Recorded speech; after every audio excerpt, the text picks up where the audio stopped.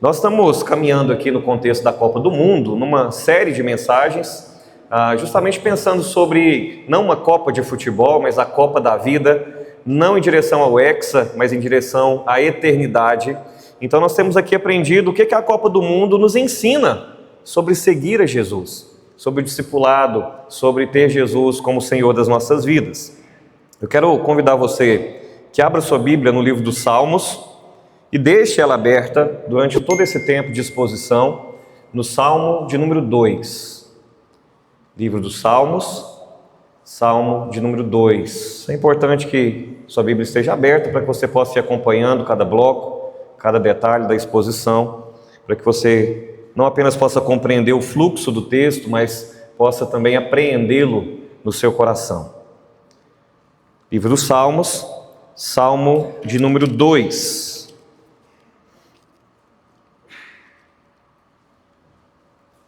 A palavra do Senhor diz assim: Por que se enfurecem os gentios e os povos imaginam coisas vãs?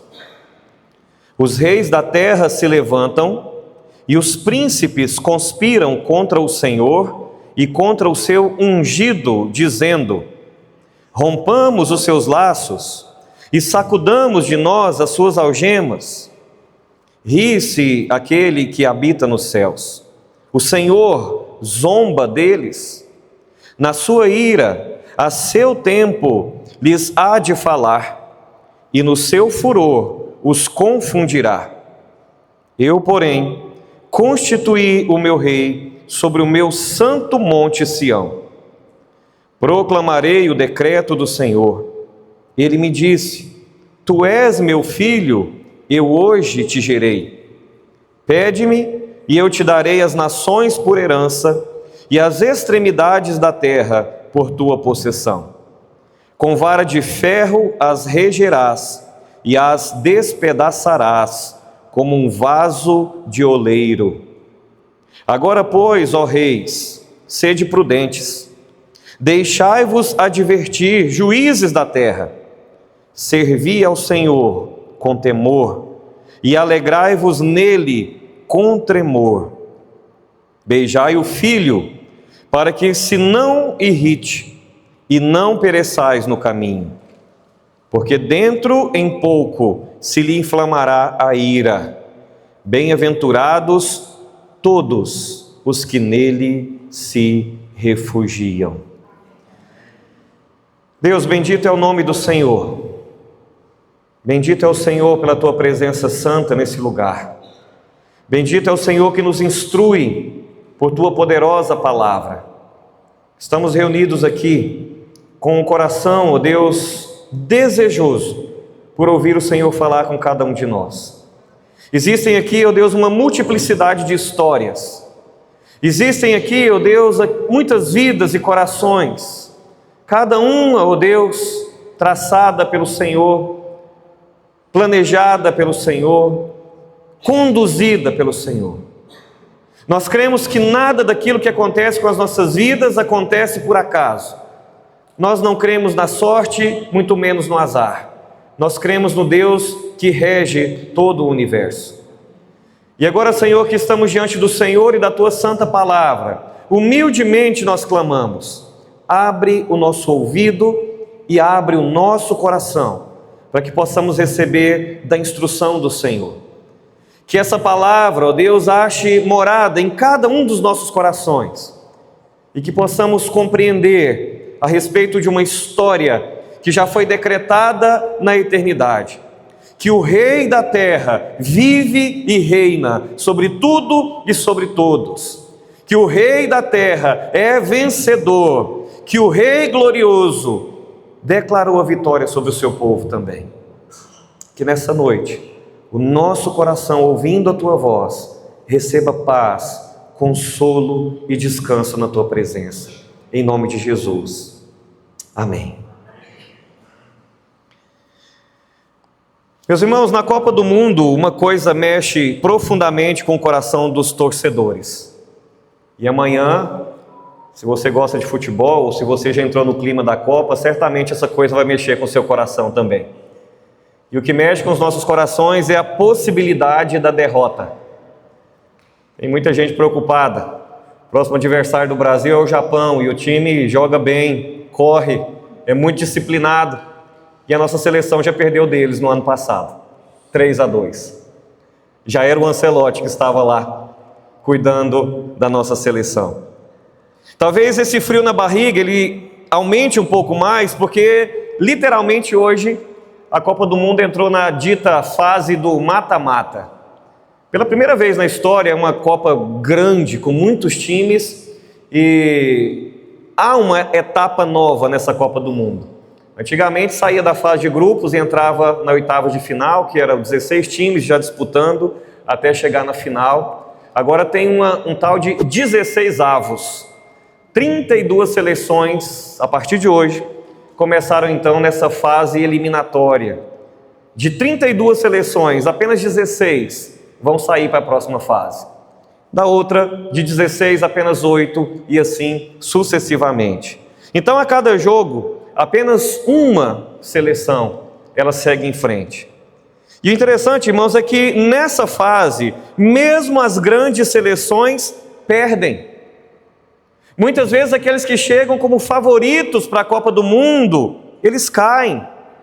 É um momento onde grandes nomes, projetados em holofotes, eles cometem erros, eles falham. É técnicos que muitas vezes cometem erro de estratégia e falham também.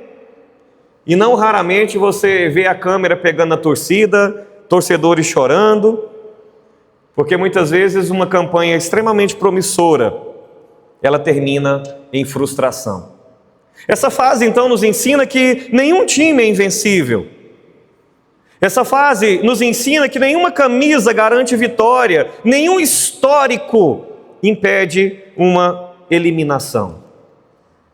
Mas como todas as pregações dessa série eu tenho dito, eu quero repetir. Eu não estou aqui falando de futebol e eu não estou aqui falando de Copa do Mundo. Aqui, irmãos, no Salmo que a gente leu, o Salmo 2, esse texto nos apresenta alguém que é vitorioso.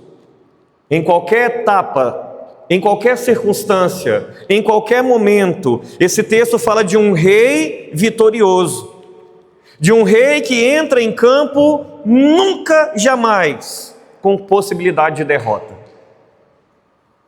Um rei que não depende do placar das nações, um rei que não pode ser ameaçado pelas conspirações da terra. O texto nos fala de um rei que nunca perde.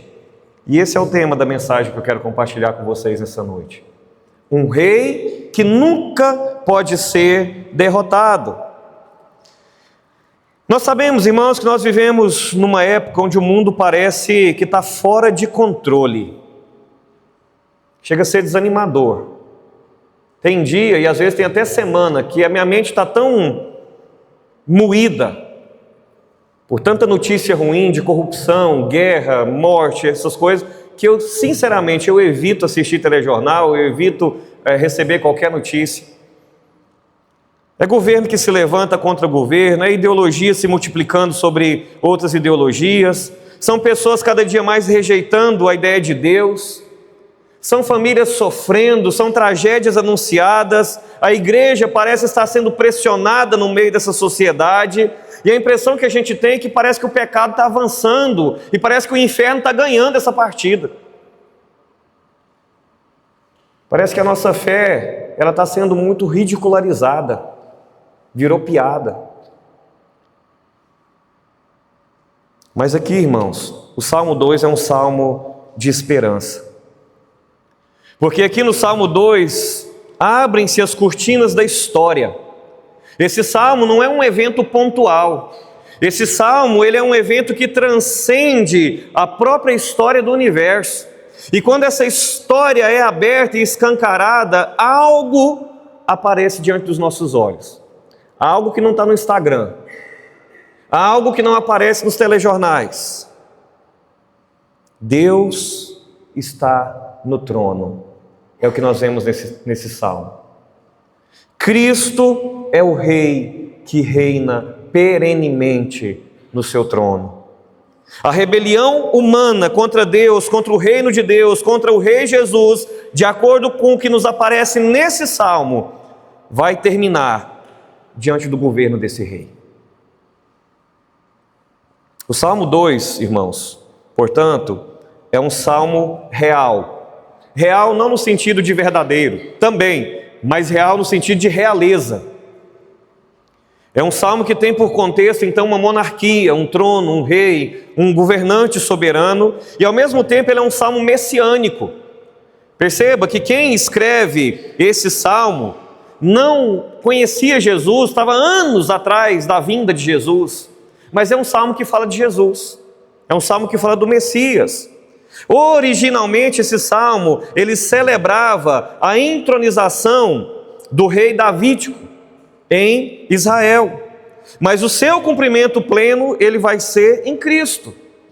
Percebe que em algum momento desse salmo, lá no final, fala assim, beijai o filho, e filho ali não está com F minúsculo, se refere a um nome próprio, refere-se ao próprio Senhor Jesus. Então Cristo é o filho de Davi, Cristo é o rei eterno, de maneira, irmãos, que no Novo Testamento, esse salmo então, ele é diretamente aplicado ao Senhor Jesus quando ele vem.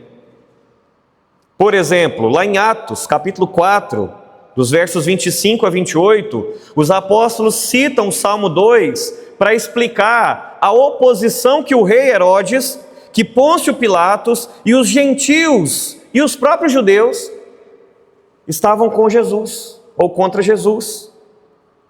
Ainda no livro de Atos, lá no capítulo 13, no verso 33, Paulo aplica parte desse salmo à pessoa de Jesus, quando ele diz assim, tu és meu filho, quando Cristo aparece ressurreto, tendo vencido a morte. Lá em Hebreus, o autor de Hebreus, no capítulo 1, no verso 5, usa esse salmo, e esse salmo é usado para declarar a superioridade do Filho sobre os governantes da terra. Portanto, irmãos, esse salmo que nós lemos aqui não é apenas um salmo sobre um rei antigo de Israel. Esse salmo, irmãos, é uma proclamação profética sobre o reinado de Cristo, que viria e que agora, olhando os nossos dias, nós podemos olhar para trás e confirmar que já veio, que reinaria e confirmando o que está acontecendo, já reina. Então a estrutura desse salmo, ela é um tanto quanto dramática. Por isso eu disse, por favor, para você deixar a sua Bíblia aberta, olha do verso 1 ao verso 3. Você tem o primeiro bloco, fala da rebelião das nações contra o reino de Deus. Perceba, e eu comentei isso essa semana, não me lembro com quem, mas a impressão que a gente tem é que a geração dos nossos pais era mais temente a Deus do que a nossa. E a impressão que a gente tem é que parece que a geração dos nossos filhos está menos temente do que a nossa. E é exatamente esse fluxo histórico que aqui o salmista revela para nós. Como que as nações se revoltariam, se rebelariam, se virariam contra o reino de Deus. Então, do verso 1 ao verso 3, profeticamente isso é relatado. Depois do verso 4 ao 6, você tem a resposta do Senhor contra essa rebelião das nações. Depois do verso 7 ao 9, você tem o decreto do Filho, que é rei. E por fim, do verso 10 a 12, existe um chamado à rendição diante desse rei que reina soberanamente. De maneira, irmãos, que a ideia central desse texto é a seguinte. Presta atenção, por favor, para você entender todo o fluxo da exposição. A ideia central é a seguinte: Cristo é o Rei soberano estabelecido por Deus, diante de quem toda rebelião deve se render em arrependimento, em fé e em adoração. Isso foi decretado, irmãos, na eternidade, e não há nada e nem ninguém que possa mudar essa verdade que já foi estabelecida. Então aqui nesse salmo nós encontramos 4 cenas que revelam por que Cristo é o rei que nunca perde. Por que Cristo é o rei que nunca pode ser derrotado? Por que Cristo é o rei que jamais vai ser desclassificado na Copa da Vida? Primeira cena, A gente encontra aí do verso 1 ao verso 3. Aqui o salmista nos mostra então o mundo que se rebela contra o Rei de Deus. Olha só a pergunta do salmista: por que se enfurecem os gentios? E por que os povos imaginam coisas vãs? Não é comum que um salmo comece com uma pergunta. Quando um salmo começa com uma pergunta, existe então em todo o enredo do salmo a preparação para a resposta. Então, irmãos, essa aqui não é uma pergunta de dúvida, mas certamente a proposta do salmista aqui é fazer uma pergunta de espanto. Por que as nações se rebelam contra Deus? Por que os povos que foram criados por esse Deus, por que eles se rebelam? Por que eles resistem o seu Criador? Por que os seres mortais tentam destronar o Rei do Universo? Por que ainda hoje as pessoas insistem em achar que a vida é delas e ninguém tem nada a ver com isso? Essa é a pergunta que o salmista está fazendo. Aparece aqui, irmãos, a palavra imaginam. E essa palavra indica aqui planos, ou projetos, ou conspirações. Então a ideia é que as nações não apenas pecam por fraqueza. O que o salmista está mostrando para nós é que os povos, eles pecam porque eles planejam autonomia, uma vida separada de Deus, da ideia de Deus, da presença de Deus. Eles querem viver a vida deles governando as suas próprias vidas, sem prestarem contas para Deus. Por isso é muito mais fácil estabelecer o seguinte ponto: Deus não existe. Ou então simplesmente viver como se de fato Ele não existisse. Os reis da terra se levantam e os príncipes conspiram contra o Senhor e contra o seu ungido. Essa palavra aqui ela é importante, porque em hebraico essa palavra é Messias, ou no grego a tradução dessa palavra é Cristo. Então quando fala que Jesus é o Messias, ou quando fala que Jesus é o Cristo, é isso que está dizendo, Ele é o ungido de Deus. E o ato da unção, que era uma cerimônia pública que implicava em derramar óleo sobre a cabeça daquela pessoa separada para uma função, basicamente se dava em 3 ofícios no Antigo Testamento. Quando alguém ia ser consagrado um profeta, que era para falar para o povo em nome de Deus, esse alguém era ungido. Quando alguém era separado para ser um sacerdote, alguém que ia interceder pelo povo diante de Deus, esse alguém era ungido. Ou quando alguém se tornava um rei, quando alguém era chamado para governar em nome de Deus a nação, esse alguém era ungido. E aquele óleo derramado sobre aquele indivíduo simbolizava a descida do Espírito Santo, autorizando aquele alguém que era profeta, ou sacerdote, ou rei, exercer aquela função em nome de Deus. Daí vem Jesus. E a Bíblia nos mostra que Jesus viveu e ocupou esses 3 ofícios. Ele é profeta, ele é sacerdote e ele é rei. Por isso ele é o ungido de Deus, o Cristo, o Messias. E perceba que a rebelião contra Deus é também a rebelião contra Cristo. Esse, irmãos, grito que foi registrado nesse salmo é o grito do mundo. Levanta a sua cabeça e presta atenção para você ver se não é esse o grito do século 21. Rompamos os seus laços e sacudamos de nós as suas algemas.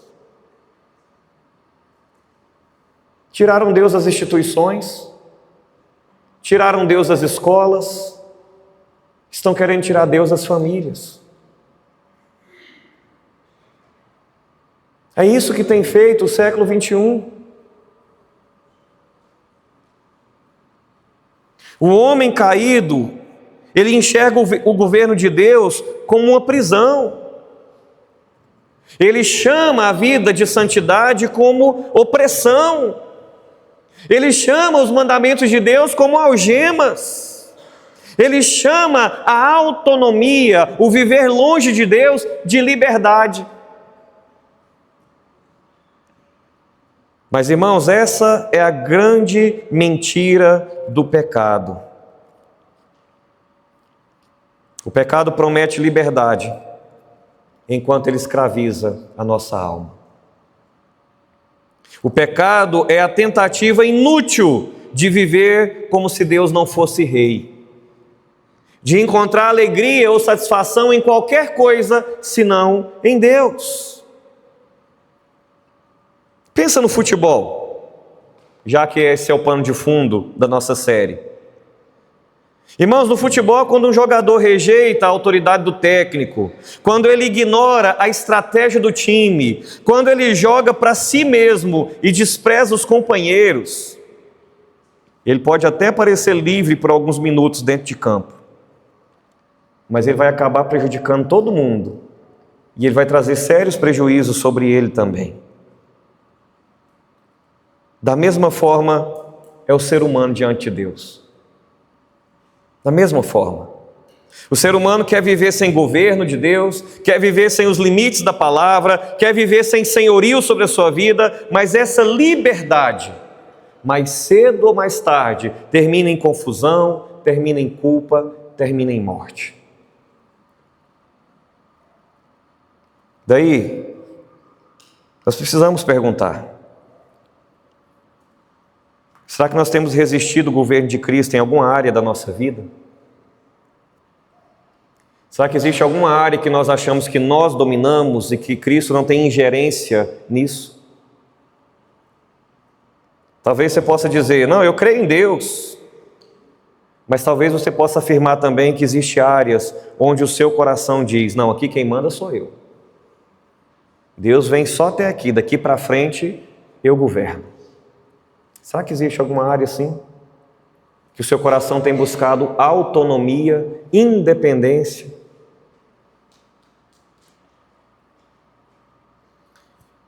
Irmãos, essa palavra nos encoraja a submeter os nossos pensamentos, os nossos desejos, o nosso dinheiro, os nossos relacionamentos, as nossas famílias, a nossa agenda ao senhorio de Cristo.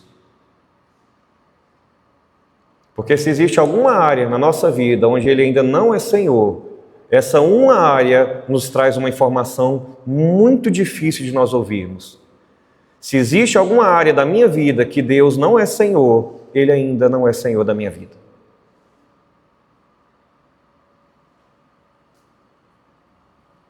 Talvez você esteja aqui como visitante, como convidado, e chegou aqui sem saber, essa série está acontecendo, talvez você está um pouco destoado. Mas eu quero dizer que talvez você também esteja lutando contra alguma coisa. E talvez a sua luta não seja contra a religião, não seja contra o Evangelho, não seja contra Deus, não seja contra a igreja. Porque o convite do Evangelho não é apenas para admirarmos Jesus ou crermos em Jesus.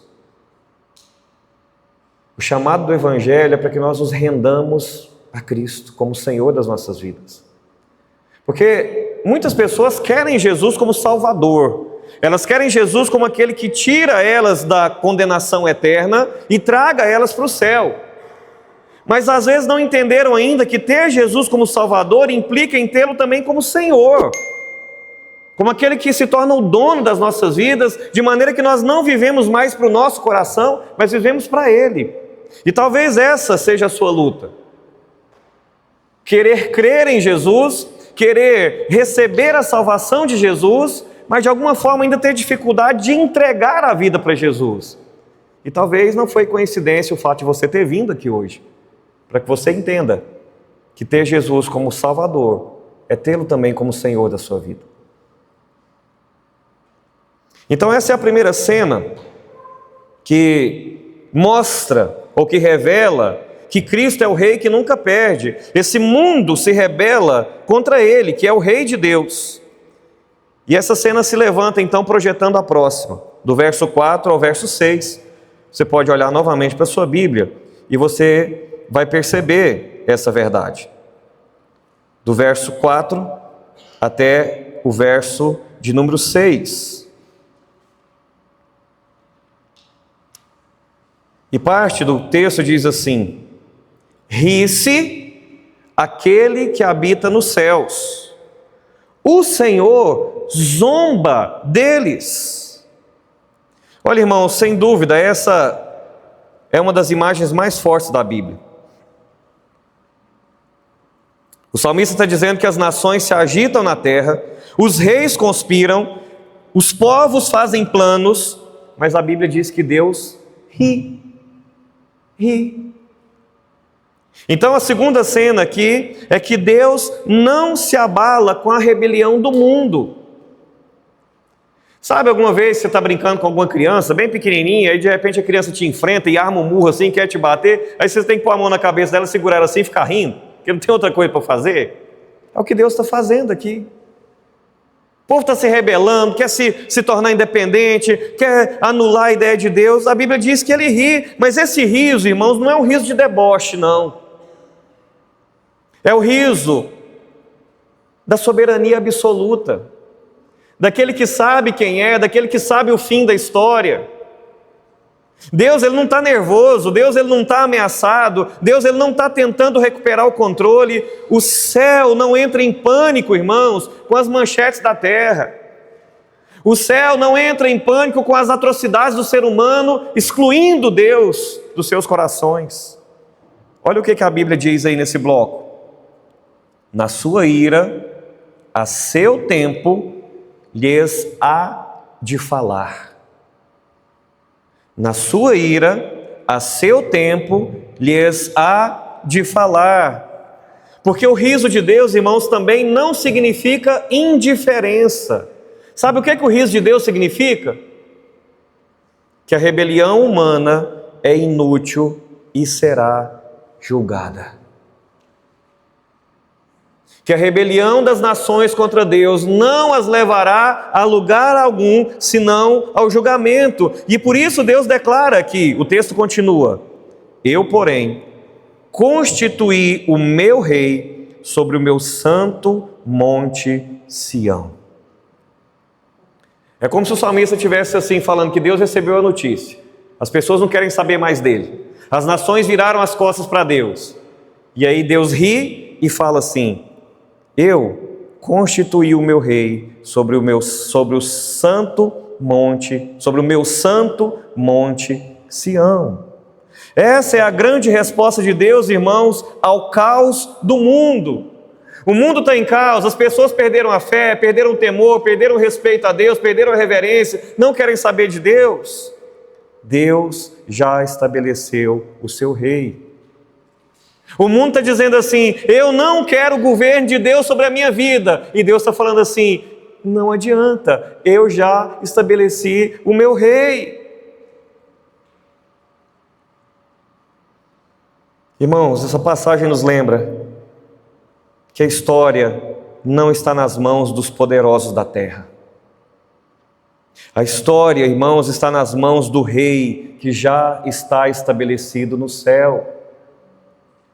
Talvez você não esteja tão antenado com aquilo que tem acontecido a algumas igrejas na África. Talvez você não esteja tão antenado com aquilo que tem acontecido com algumas igrejas no Oriente Médio, na China. Talvez você não esteja antenado com aquilo que tem acontecido com algumas igrejas na Europa e também na América do Norte. Chega a ser preocupante.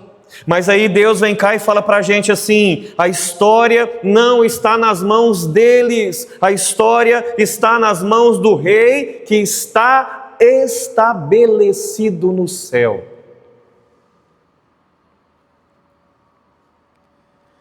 Meus irmãos, em uma partida de futebol, a torcida pode gritar, a torcida pode reclamar, a torcida pode vaiar, pode pressionar, mas a autoridade final do jogo não está na arquibancada. Há uma autoridade que decide. É aquele que está com a camisa vestida, estabelecido no jogo, que está em campo e que vai lá e marca o gol. Então, na história, as nações fazem barulho, pressionam. Mas já tem uma verdade, irmãos: o Senhor Jesus reina e nada pode mudar isso. O seu Deus reina e ninguém pode tirar dele esse reino. Então deixa eu te perguntar,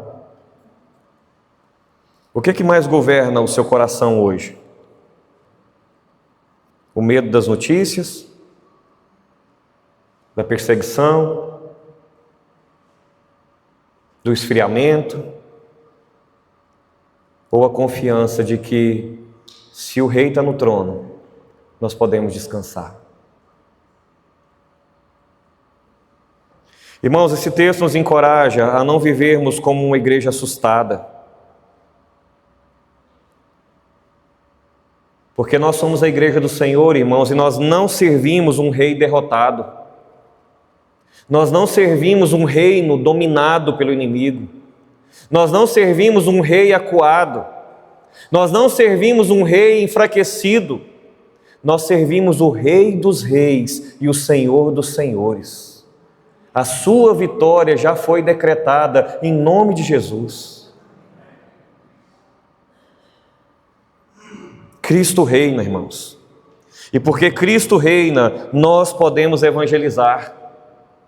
Cristo reina, e porque Cristo reina, nós podemos discipular, nós podemos servir, nós podemos perseverar, nós podemos adorar com confiança, nós podemos viver a nossa fé diante dos poderosos dos reis da terra, porque o nosso Rei soberano, Ele reina.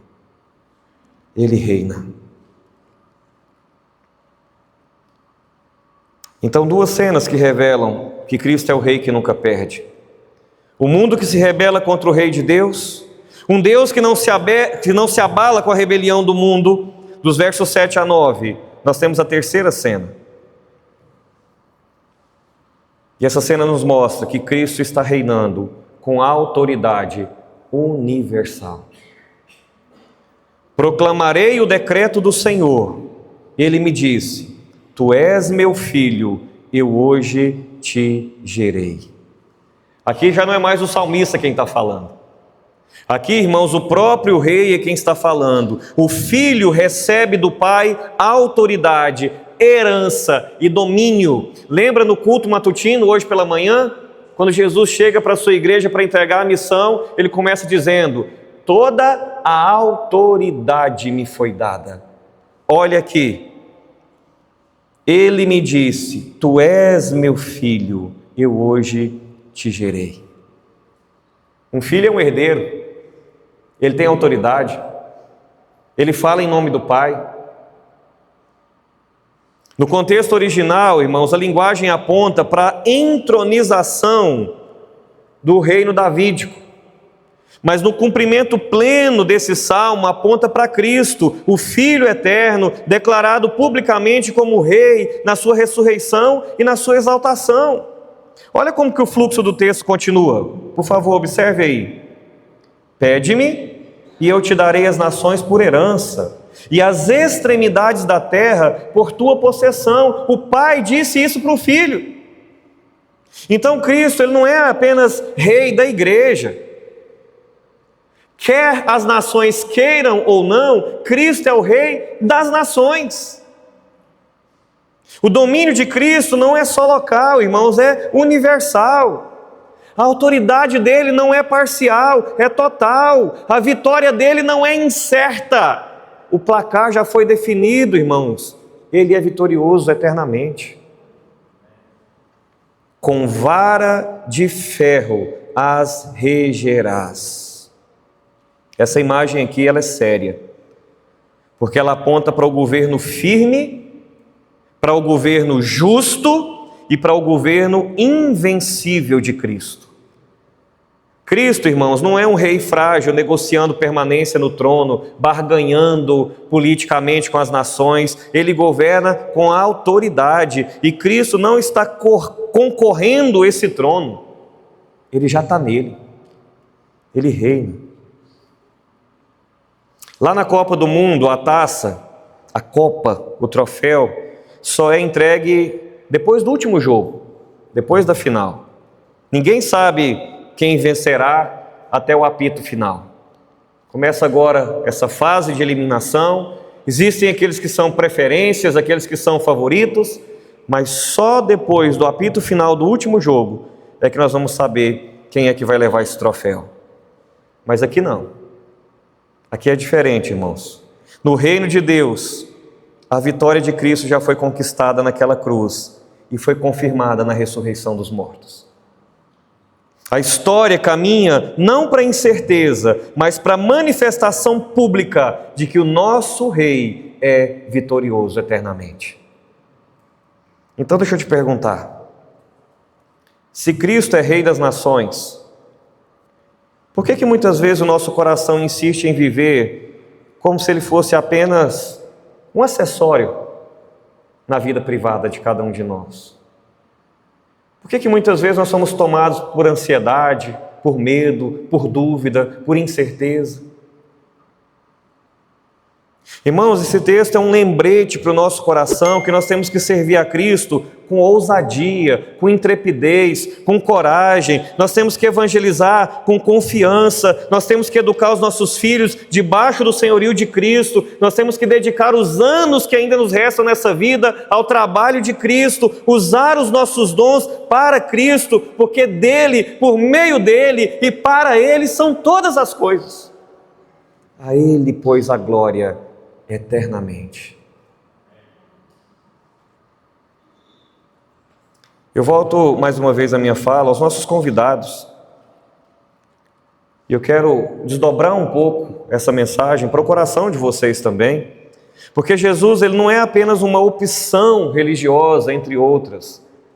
Como tristemente alguns ensinam errado por aí, o importante é crer, todos os caminhos levam a Deus, todas as religiões levam a Deus. Isso é uma falácia. Jesus, na verdade, é o Rei, diante de quem todo joelho se dobrará, diante de quem todos um dia deverão comparecer. E a questão não é se você se dobrará diante dele, a questão é como é que você vai se dobrar diante dele. Porque ou nós nos dobramos em arrependimento na presença dele, irmãos, ou nós dobraremos um dia em juízo diante dele. Então é por isso que esses três movimentos levam à quarta cena. Porque o salmista nos mostra aqui então esse Cristo reinando com autoridade universal, para chegar agora no ápice dessa revelação desse salmo. E a quarta cena nos mostra então que a única resposta segura que nós temos nessa vida é nos rendermos ao senhorio desse Rei. Olha o que diz a palavra. Agora, pois, ó reis, sejam prudentes. Deixai-vos advertir, juízes da terra. O salmo, irmãos, ele termina com misericórdia. É um salmo que revela o plano universal de Deus. É um salmo que transcende os tempos e as épocas, mas é um salmo que aponta de maneira misericordiosa para dizer: ainda é tempo de se render ao governo desse rei. Depois de revelar a rebelião do mundo, depois de revelar a soberania de Deus, depois de mostrar o reinado do Filho, o salmista faz agora um apelo: ainda é tempo. A porta da graça está aberta. O rei está voltando. E quando ele voltar, já não haverá mais tempo. Mas ainda é tempo. Olha o que ele diz: servi ao Senhor com temor e alegrai-vos nele com tremor. A resposta correta ao rei, meus irmãos, é serviço reverente e alegria santa.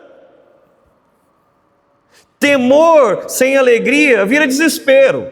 Por isso há um equilíbrio, uma mistura dessas coisas aqui. Porque alegria sem temor vira irreverência. Então o Evangelho produz no coração daquele que se rende ao senhorio de Jesus duas coisas: reverência e deleite, respeito e prazer. É isso que o salmista está dizendo que os reis da terra devem fazer. E ele segue dizendo: beijai o filho, para que se não irrite. A expressão aqui, irmãos, beijar o filho, é sinal de rendição, de entrega, é sinal de honra, é sinal de lealdade, é sinal de submissão. A nossa cultura perdeu isso, mas na época dos nossos pais, nossos avós, quando alguém ia pedir a bênção para o mais velho, em algum momento daquela petição, beijava-se a mão do mais velho. Só os mais experientes vão lembrar disso aqui. Eu sei porque eu sou historiador, não é porque eu vivi essa época, não. Era uma forma de honrar. Em algumas culturas ainda é assim. O príncipe ou o rei, quando está diante dos súditos, eles vão lá e beijam a mão. Então, irmãos, é uma forma de expressar honra, rendição, lealdade, submissão. O texto não está chamando o pecador a negociar com o rei, a barganhar com o rei. Não, Senhor, eu vou entregar a minha vida, o Senhor vai ser meu Senhor, mas eu quero que o Senhor me dê isso aqui, que o Senhor me faça prosperar ali, que o Senhor me faça... Não existe isso, como alguns têm ensinado por aí. O texto chama o pecador a render-se na presença do Filho, a reconhecê-lo como Senhor da sua vida. E aí o texto mesmo nos diz: bem-aventurados, felizes todos os que nele se refugiam. Que final maravilhoso, irmãos. O mesmo Filho que julga rebeldes é também refúgio para aqueles que confiam nele. Cristo é terror para os inimigos de Cristo, para os inimigos da fé. Mas Ele é abrigo para o seu povo santo. O rei que quebra os rebeldes, irmãos, é o mesmo que acolhe pecadores arrependidos.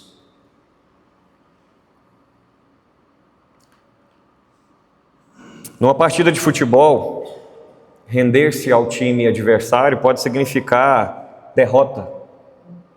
E certamente terminará em derrota.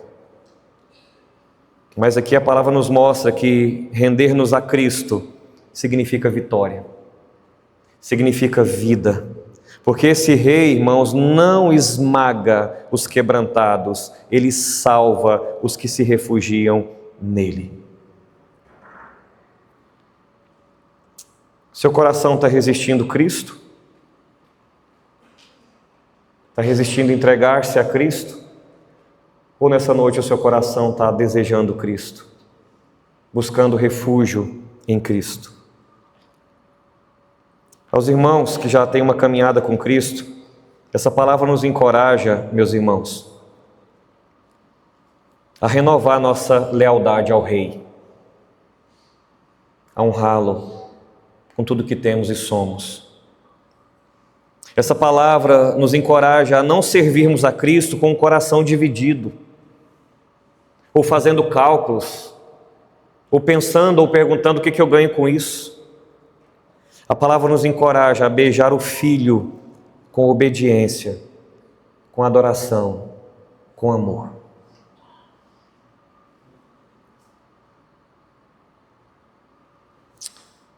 A todos os que se encontram aqui, esse texto também nos ensina uma coisa. Queridos, hoje Cristo, Ele não se apresenta a nenhum de nós aqui como um juiz, mas como um refúgio, como um esconderijo. Então eu não sei se você está se escondendo, correndo ou fugindo de algo, ou se você está sentindo falta de proteção, de cuidado. Mas uma coisa eu sei: nessa noite existe um caminho que você pode ir diretamente para os braços de Deus, do Senhor. É por meio de Jesus Cristo, que é o caminho, a verdade e a vida. Ninguém vai ao Pai se não for por Ele. Então nessa noite toma uma decisão: fuja para Jesus. Fuja para Jesus. Arrependa-se do seu pecado, creia nele, receba o seu perdão, porque existe bem-aventurança para todos os que nele se refugiam. E é uma decisão. Você pode levantar e ir embora, sem se refugiar em Cristo, o coração resistindo o seu senhorio como as nações. Ou você pode tomar uma decisão dizendo: eu quero correr para os braços de Cristo. Porque tudo que eu tenho procurado, essa autonomia, esse desejo de alegria e felicidade com o mundo e as coisas desse mundo, é só Jesus que pode dar.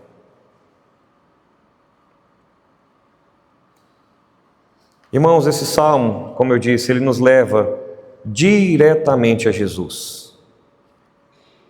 O salmista está mostrando que as nações se levantaram contra ele, e foi assim desde a sua vinda aqui. Herodes se levantou contra ele, Pilatos se levantou contra ele, os líderes religiosos se levantaram contra ele, a multidão que o cercava se levantou contra ele, dizendo: crucifica-o. Parecia que o reino estava perdido. E se você e eu estivéssemos naquela cena, naquele contexto, certamente nós iríamos acreditar que o rei estava derrotado.